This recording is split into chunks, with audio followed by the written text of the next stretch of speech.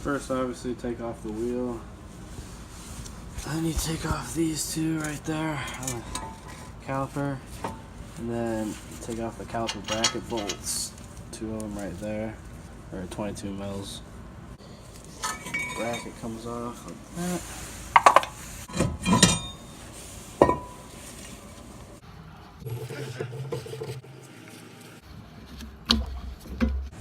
Alright, as you can see, I got 1, 2, 3, and then 4 bearing bolts out. It's kind of a pain because that arm right there, that joint are kind of in the way.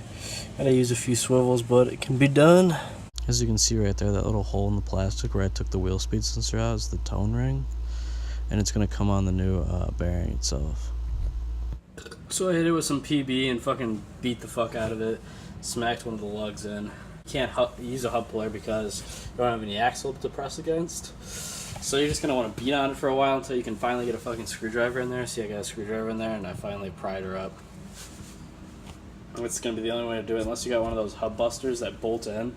Like a piece of metal that bolts on. You use your studs to hold it, and then you use the lugs to fucking hold it down to that, and you hit it with a hammer, it should pop off.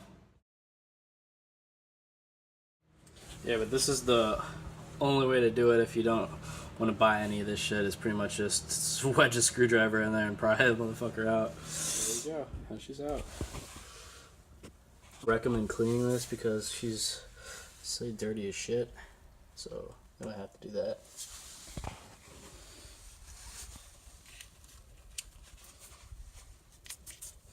Got her footer cleaned out. Got the new one right there. There's the oldie. Got her installed on there.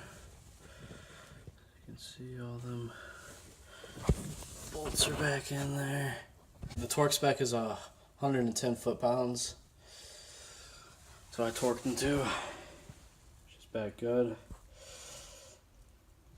I don't recommend doing this, but if you have to, I took a Dremel and I actually grinded out the inside because I was having trouble with it fitting after the old fucking corrosion and shit.